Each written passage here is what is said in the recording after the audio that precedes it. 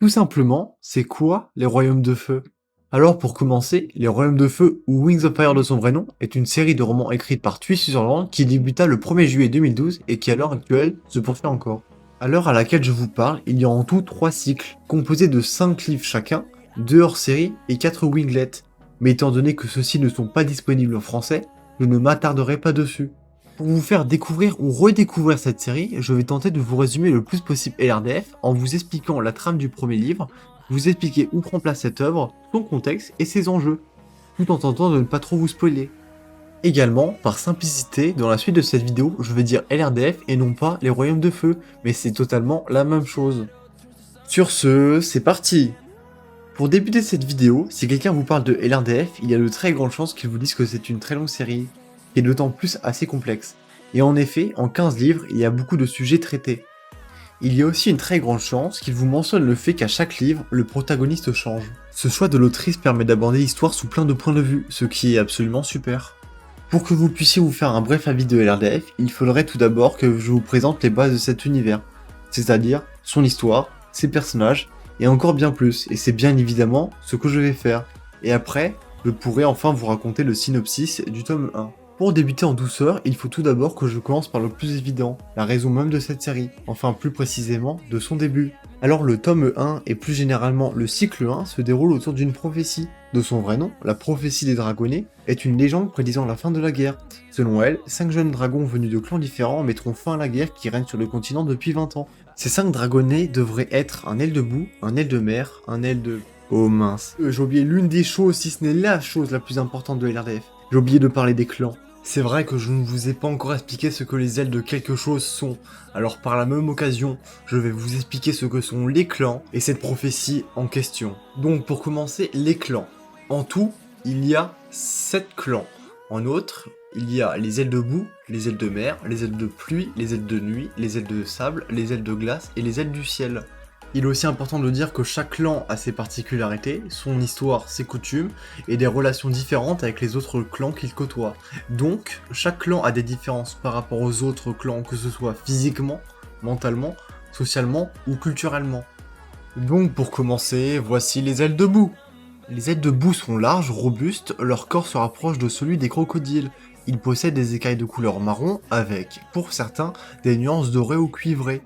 Ils peuvent également retenir leur respiration durant près d'une heure, ce qui leur servent à rester en embuscade dans la vase en l'attente d'une proie. Également, les ailes de boue est le clan le moins représenté de tous les livres LRDF avec seulement 16 personnages connus, dont un seul protagoniste. Sur ce, passons au deuxième clan, les ailes de mer. Alors, les ailes de mer ont des pattes palmées et des branchies, des bandes lumineuses sur la queue, le ventre, qu'ils utilisent pour parler sous l'eau, entre parenthèses l'aquatique, leur langage. Ils ont une queue large et aplatie, ce qui leur permet de se mouvoir aisément dans l'eau. Ces dragons ont des écailles bleues, vertes, grises ou turquoises et quelquefois violettes ou roses. Leur habitat, comme leur nom l'indique, sont soit les océans, les rivières, les lacs ou les mers. Sur ce, passons au prochain clan, les ailes de pluie. Les ailes de pluie possèdent une queue qui peut s'enrouler facilement autour d'un support pour l'agripper. Ils s'en servent souvent pour se pendre à une branche. Ils ont également 2 longues dents pour cracher leur venin corrosif. Les écailles des ailes de pluie sont les mêmes que celles des caméléons, ce qui leur permet de changer de couleur à volonté. Par ailleurs, chaque émotion correspond à une couleur de leurs écailles. J'ai dit tout ce que j'avais à dire sur les ailes de pluie, alors passons au prochain clan. Le prochain clan est le clan des ailes de nuit, et comme leur nom l'indique... Mais dis-moi, il est noir! Noir! Ou il est un petit peu blanc? Et en effet, comme l'a dit Bigard, ils ont des écailles noires au reflet de couleur argentée, noir, violet, qui apparaissent au soleil. Le dessous de leurs ailes est aussi noir que la nuit, mais est parsemé d'écailles argentées blanches. Ils sont capables de cracher du feu, ils se camouflent dans l'obscurité des ombres ou sous la nuit grâce à leurs écailles extrêmement sombres. Par ailleurs, ils sont le seul clan qui pratique la nécrophagie, la nécrophagie étant le fait de consommer des cadavres. J'ai dit le plus gros sur les ailes de nuit, sur ce, passons au prochain clan, les ailes de sable. Alors, morphologiquement, ils ont une stature fine et anguleuse, ils sont le seul clan de dragons à posséder un aiguillon au bout de leur queue, comme celui d'un scorpion. Leurs écailles peuvent être de toutes sortes de nuances de jaune et de brun pâle, bien que la majorité soit presque blanc, d'autres se rapprochent de l'ambré ou du doré. Certains dragons ont même des motifs noirs sur leurs écailles.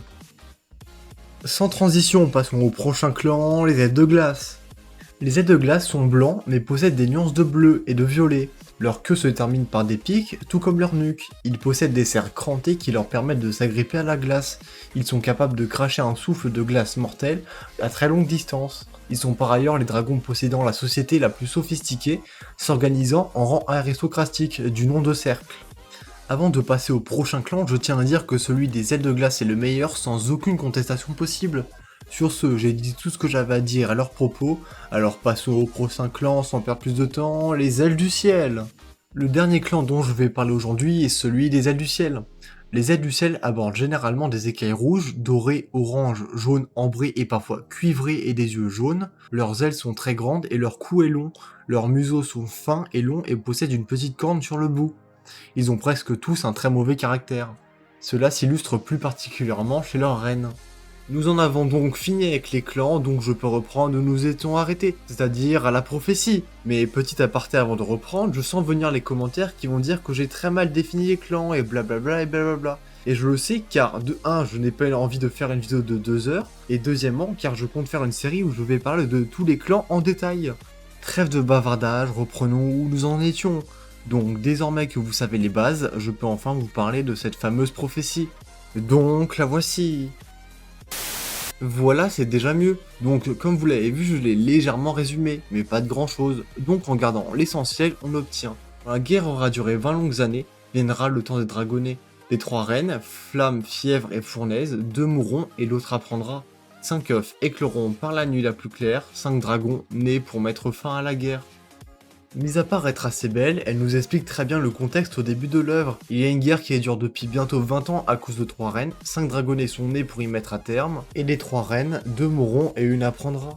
Si vous vous rappelez bien, avant que je commence à parler des clans, j'avais dit qu'il y avait 5 dragonnés de clans différents, et c'est absolument vrai. C'est d'ailleurs cette même raison qui nous a amené à parler de ceci.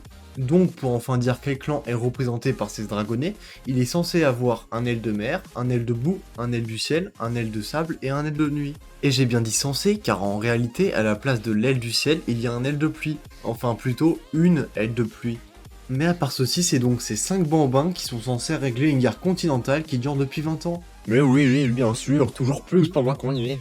Et aussi invraisemblable que cela paraisse, c'est bien la vérité. D'ailleurs, cette guerre, elle se déroule où? Et c'est quoi les enjeux car ça parle de reines, mais j'ai pas complet. J'y viens. Tout d'abord, pour comprendre c'est quoi cette guerre et ses enjeux, il faut tout d'abord comprendre où se déroule cette guerre, où subsistent les clans et enfin où se déroule l'intrigue. Donc, en gros, on va parler géographie.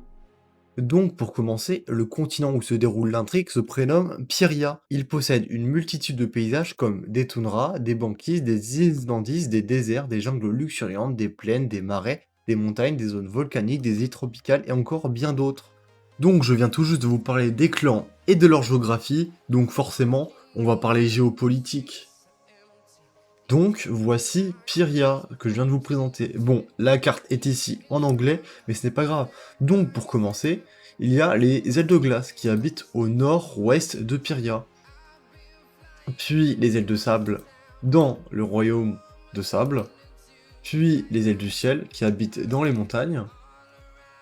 Les ailes de mer qui habitent à l'est dans ce qu'on appelle la queue du dragon, car comme vous voyez, Pyria a une forme de dragon. Les ailes de boue qui vivent dans les marécages, et enfin les ailes de pluie qui vivent dans la forêt tropicale. Et du coup, en tout, il y a les 7 clans. Sauf qu'il manque les ailes de nuit car elles sont SRF, sans royaume fixe. Car selon le livre, ils ont plusieurs royaumes, alors je vais dire pour le moment qu'ils en ont pas, même si je vais sûrement vous dire l'inverse dans 2 minutes. Donc, les clans et leur géographie. Donc désormais, vous savez que tous les clans ont un royaume à l'exception des ailes de nuit. Mais donc, pourquoi y a-t-il une guerre? Donc, les clans et leur géographie est finie, nous pouvons désormais passer au prochain chapitre. Intrigue et lore. La guerre ou guerre de succession des ailes de sable est une guerre qui oppose alliance contre alliance et qui a été déclenchée, bien évidemment, par les ailes de mer. Bien évidemment, oui, c'est faux, les ailes de sable. Plus précisément, par 3 sœurs. L'ancienne reine est morte, ses 3 filles veulent et peuvent devenir reines, sauf, comme vous vous en doutez, il n'y a la place que pour une reine, ce qui est, par ailleurs, la cause de ce conflit. Comme vous vous en doutez, il est un peu dur de résumer la cause de cette guerre à l'écrit, Donc rien que pour vous, j'ai fait un petit schéma.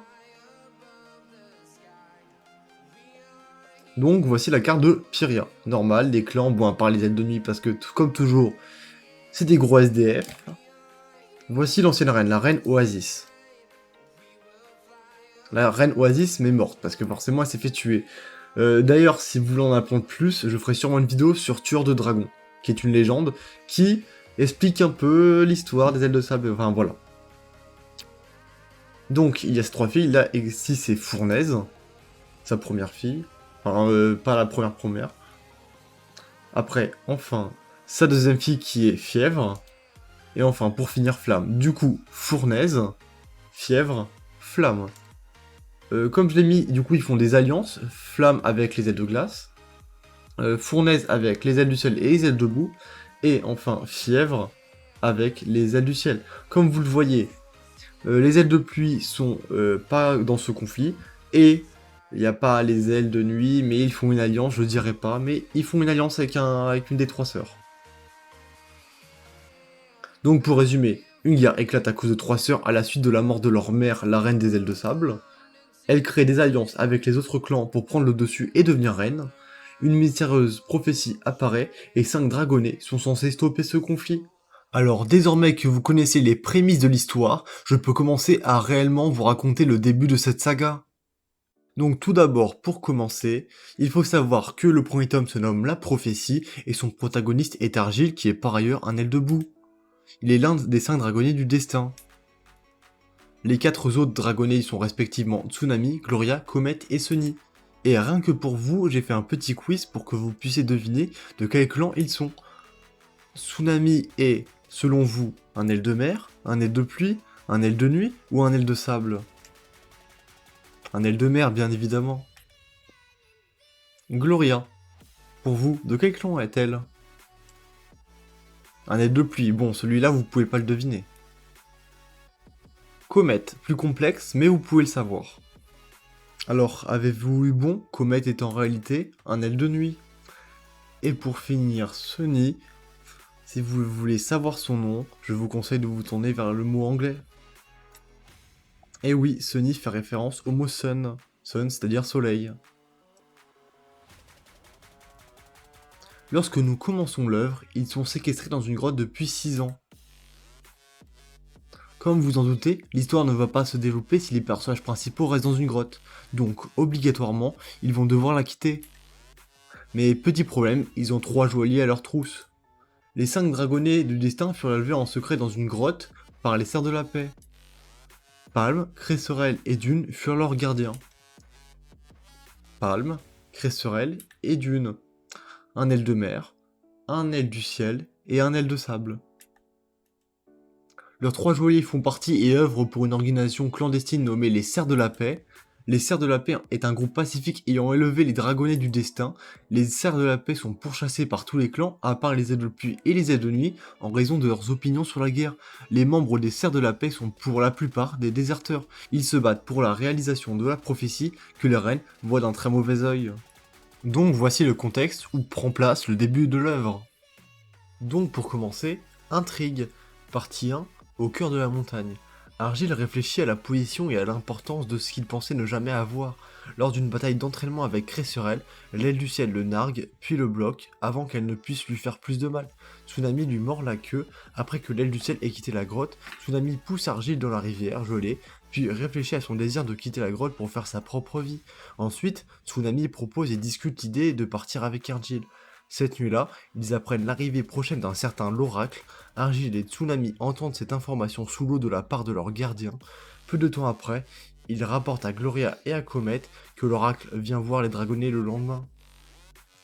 L'oracle arrive bien le lendemain et, en les inspectant, il appelle Gloria avec colère, la jugeant indigne. Une bataille explose d'un coup entre Tsunami et l'oracle, car il a offensé sa sœur. Avant de partir, l'oracle interpelle Comet pour avoir une discussion privée. Pendant ce temps, leur séquestrateur enchaîne Tsunami. Après le retour de Comet, Argyle lui parle notant ses réticences. Argyle voit alors Tsunami et elle lui dit d'espionner les gardiens. Il surprend leur complot visant à tuer Gloria sous ordre de l'oracle. Le groupe décide frénétiquement d'envoyer Argyle dans la rivière souterraine pour les sauver. Mais avant, ils élaborent un plan consistant en un feu qui permettra de repérer leur position grâce à la fumée pour pouvoir les libérer.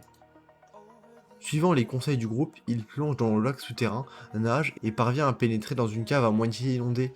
Il entend soudain rugir devant la voûte calme un ruisseau.